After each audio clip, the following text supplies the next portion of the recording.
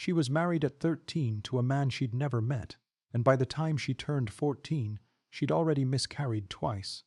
That's not a footnote from some obscure chronicle. That was simply Tuesday for a lot of queens. Hi, friends. Tonight, we're slipping into something a little different. Something quiet, something true, something that might just surprise you before it lulls you to sleep. If you're new here, welcome. If you're back again, hello, old friend. Tell me, in the comments, where are you tucking in from tonight? What time is it wherever you are? 9 at night? 2 in the morning? It doesn't matter. This voice will still be here. Go ahead now. Dim the lights, if you haven't already. Pull that blanket up over your shoulders. Let your body sink into the mattress, heavy and unhurried. And if you're enjoying these quiet histories, a little like or subscribe helps more than you'd think. But only if it feels right. No pressure here, just rest. Tonight, we ease into the strange, cushioned, gilded prison of being a queen consort. Because here's the thing nobody tells you in the fairy tales. Being a queen, a consort, mind you, not a queen in her own right, but a queen by marriage, wasn't a reward. It wasn't the happy ending. For most of these women, it was the beginning of a very long, very quiet kind of endurance. Let your mind drift back. Somewhere in a stone castle, centuries ago, a girl of 12 or 13 is standing very still while an old woman pins a heavy velvet gown to her narrow shoulders. The fabric alone weighs more than she does.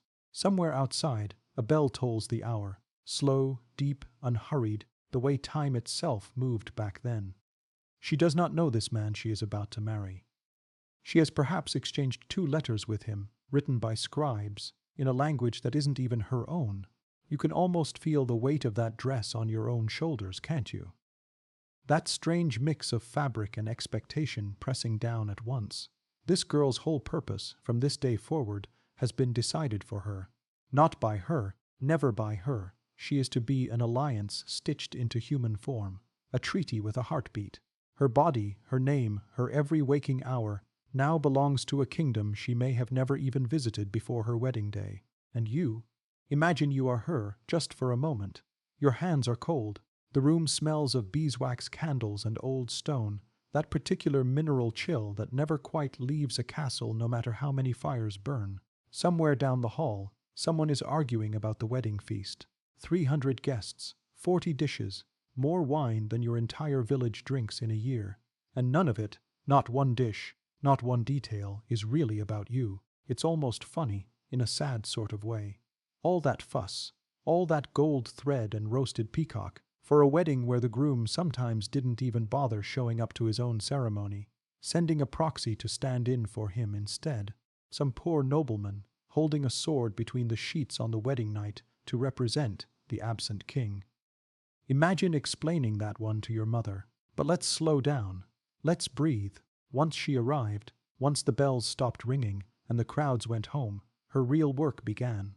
And work is the right word, because being a queen consort was above all else a full-time occupation with brutal expectations and almost no time off.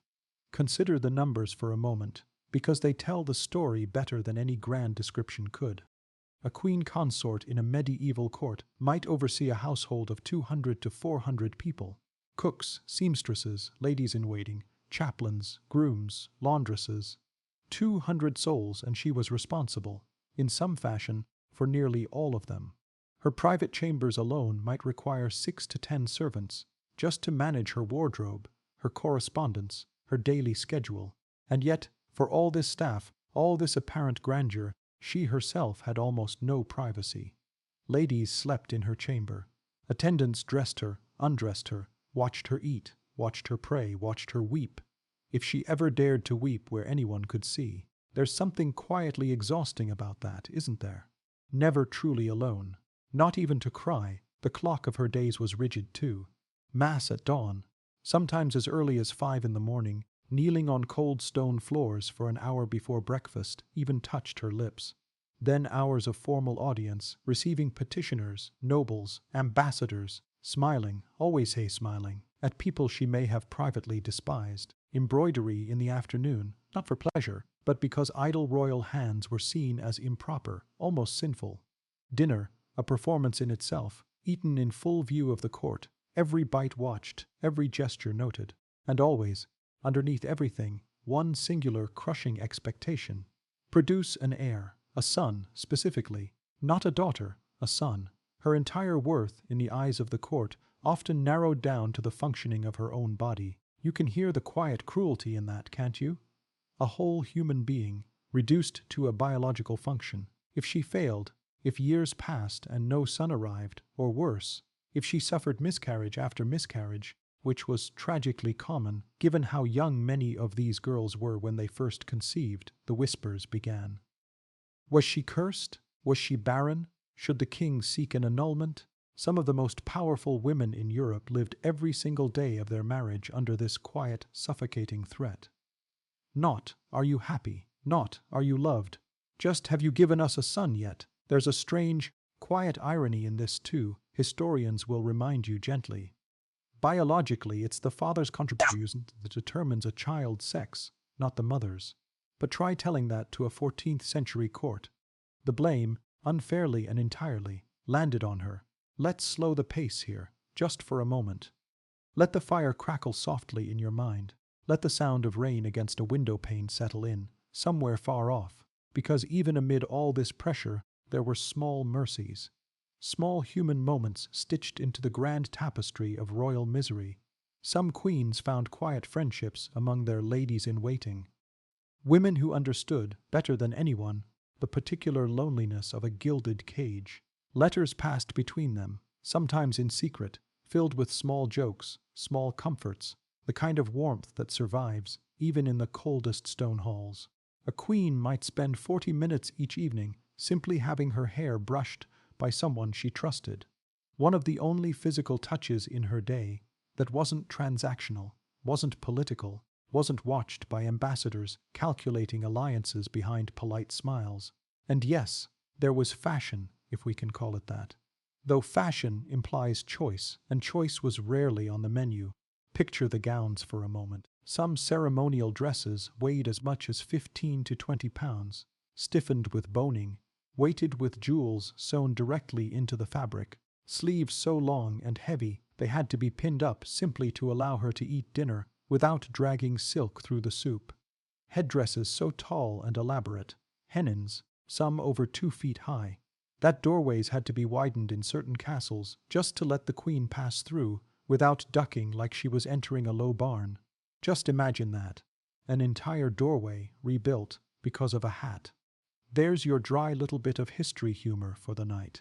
Somewhere, a stonemason spent 3 days widening a doorway, muttering the entire time about the absurdity of court fashion, while the queen herself likely found the hat just as ridiculous, just as uncomfortable, pins digging into her scalp by mid-afternoon. Beauty back then was rarely about comfort. It was about visibility, about being seen at all times as the wealth and legitimacy of an entire kingdom, worn on one woman's aching shoulders. And beneath every jewel, every heavy silk sleeve, there was simply a person.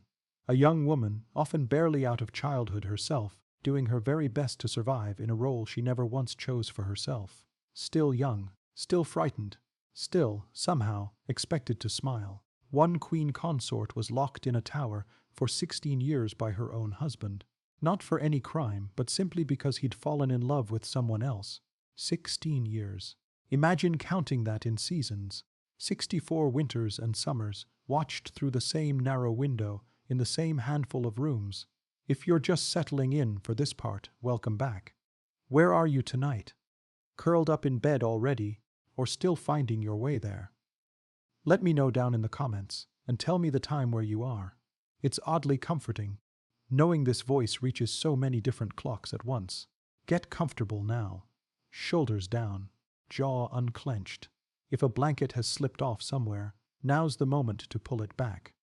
And if these quiet histories are helping you drift off, a small like or subscribe is always appreciated. Though truly, resting well is the only thing that matters tonight. Let's continue gently into this strange cushioned kind of confinement that so many queens knew, because here's something the fairy tales never mention. For a queen consort, the biggest danger wasn't a dragon, or a war, or a rival kingdom. It was her own husband's mood, his whims, his wandering eye. A king could discard a wife the way you might set down a book you'd grown tired of.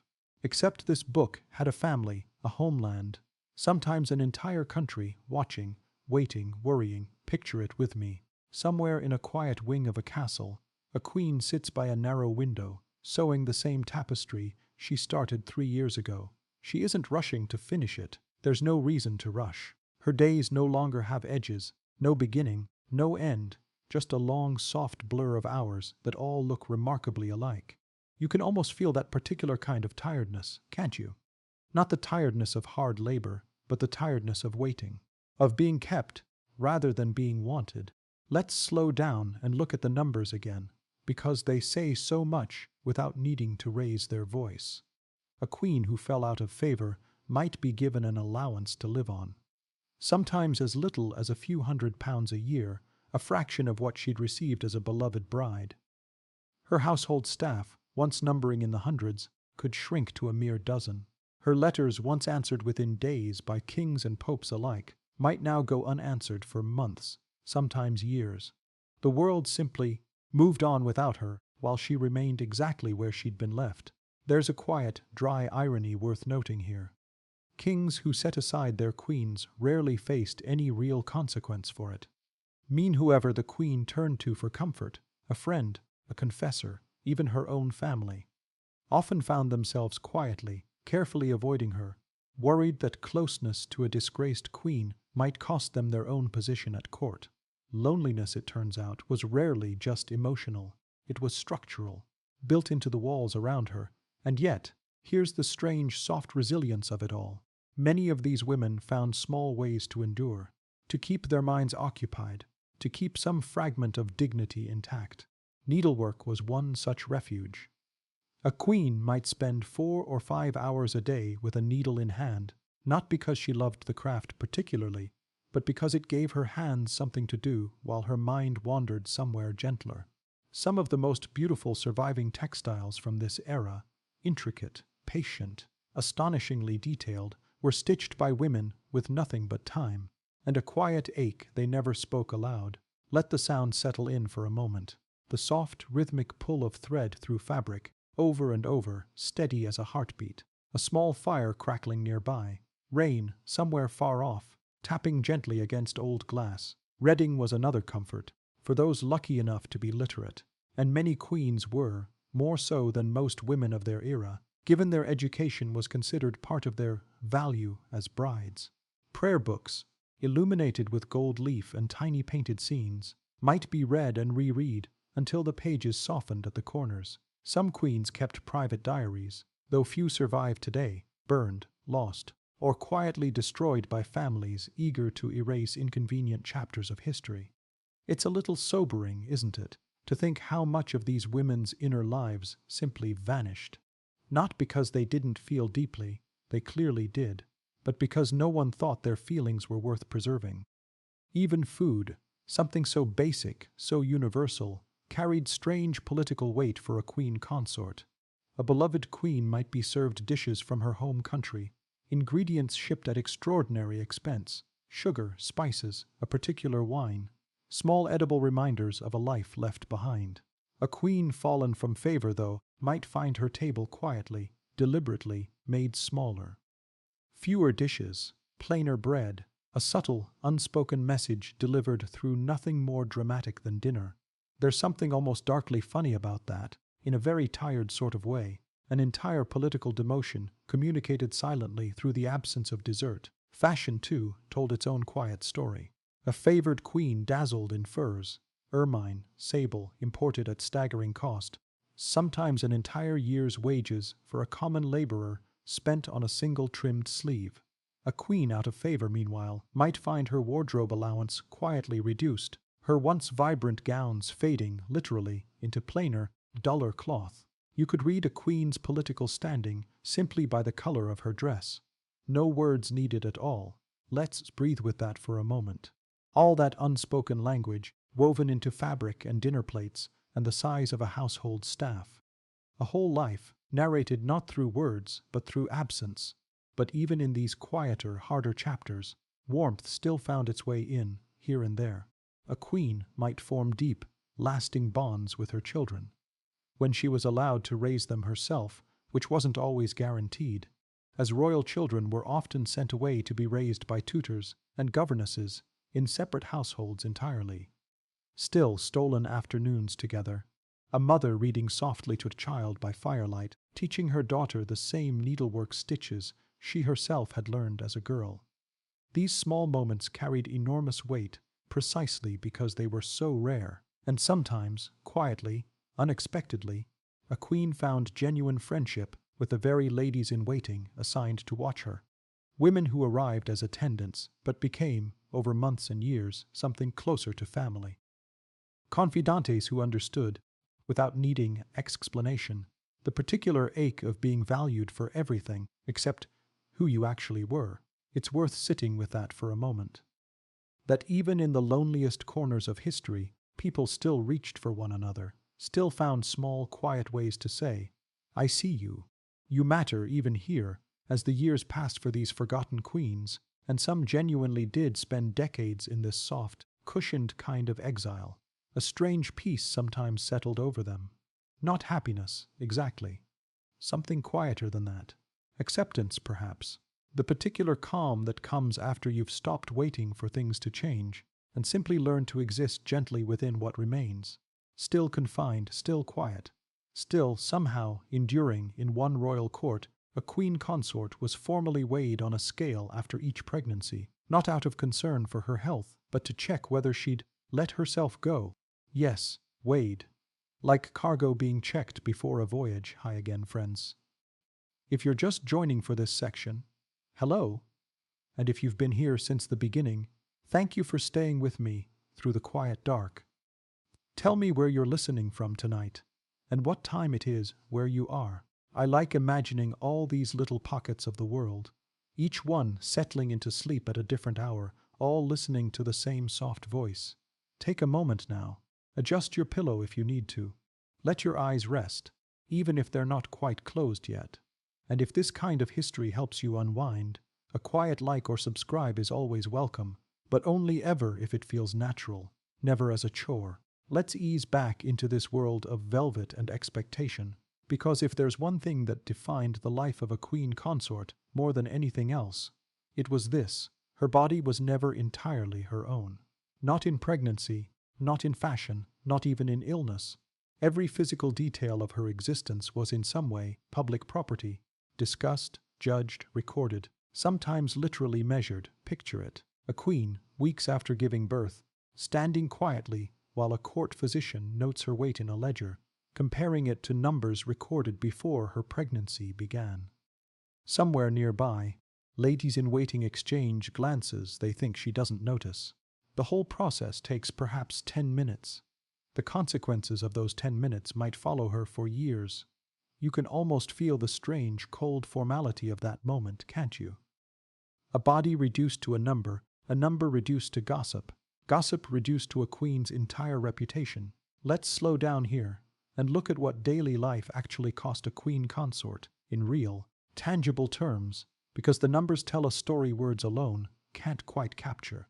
Childbirth itself in this era carried a mortality rate that would be almost unthinkable today. Some estimates suggest as many as 1 in 50 births ended in the mother's death.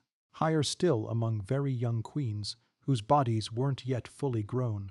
A queen married at 13 or 14 might face her first pregnancy before she'd finished growing herself, her hips barely wide enough, her body not yet ready for the strain being asked of it. There's something quietly heartbreaking in that detail, isn't there?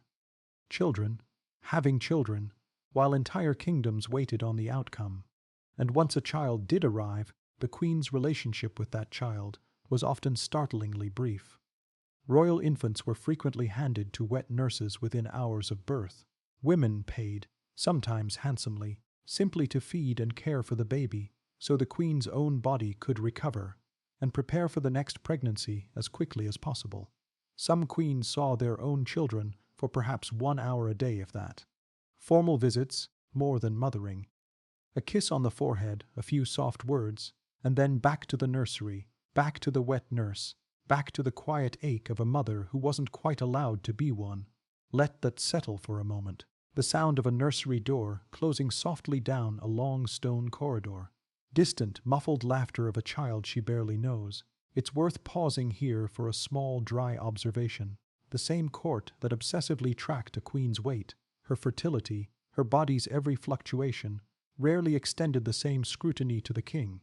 His health, his habits, his own contribution to whether a pregnancy succeeded or failed, largely ignored.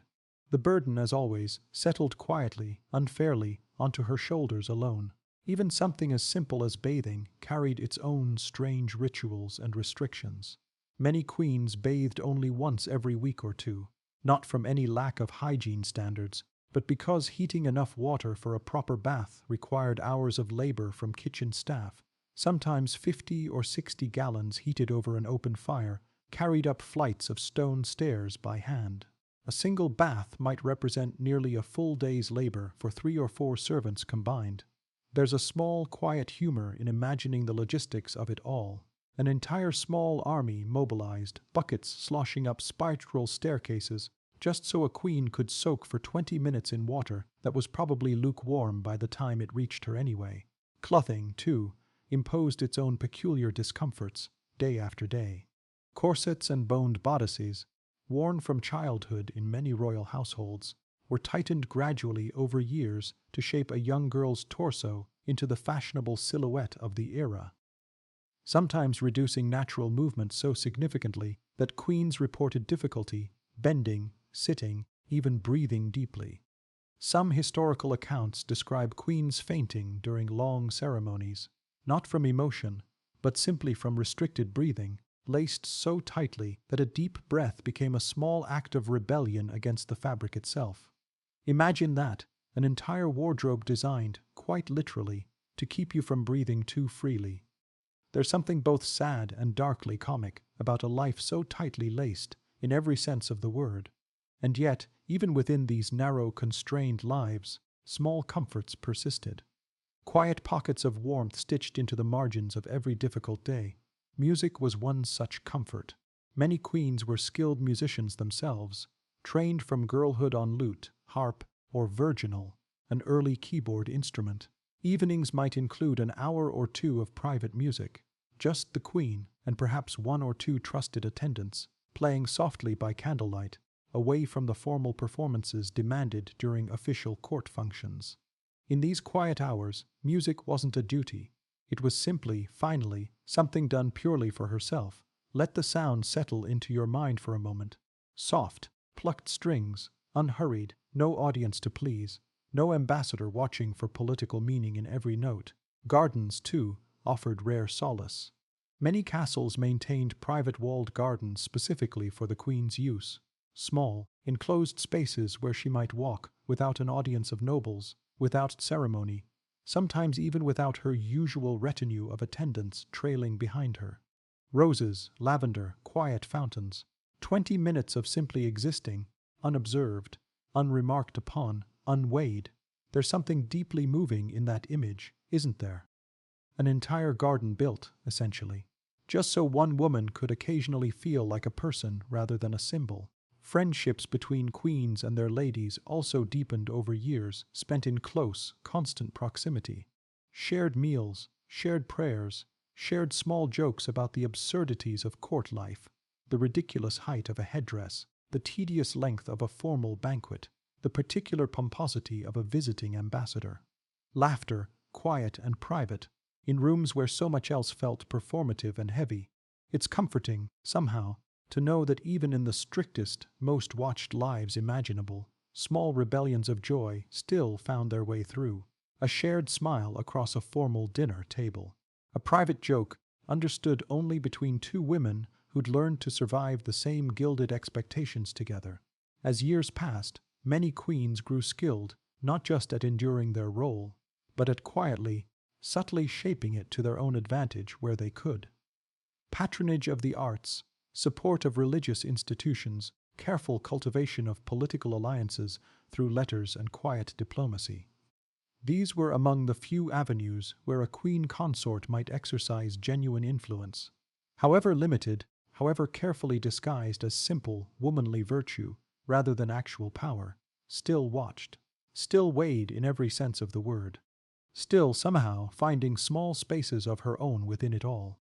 When one young queen finally died, after decades of quiet confinement and neglect, the kingdom that once celebrated her wedding with 3 days of feasting buried her in a plain, unmarked grave with no member of the royal family in attendance, no fanfare, no mourning bells, just silence after a lifetime of being watched. Welcome back, friends, for this final part of tonight's journey. If you've made it this far, you're likely already drifting somewhere soft and warm. And that's exactly where we want you. Let me know if you're still awake enough to type, where you're tucked in tonight, and what hour it is there. It's the last little check-in before we ease all the way down into sleep. Settle in fully now. Let your breathing slow. If your eyes have already closed, that's all right. You can simply listen. And if this quiet history has kept you company tonight, a small like or subscribe helps this channel keep going. Though truly, nothing matters more right now than you resting well. Let's drift gently into this final part of the story, because for all the gold, all the velvet, all the ceremony surrounding a queen consort's life, so many of these women ended their days in a kind of quiet obscurity that stood in stark, almost cruel contrast to how their lives began. The wedding that took months to plan, the funeral that took an afternoon, picture it gently, one more time. An old stone chapel, mostly empty, a handful of clergy murmuring prayers in Latin.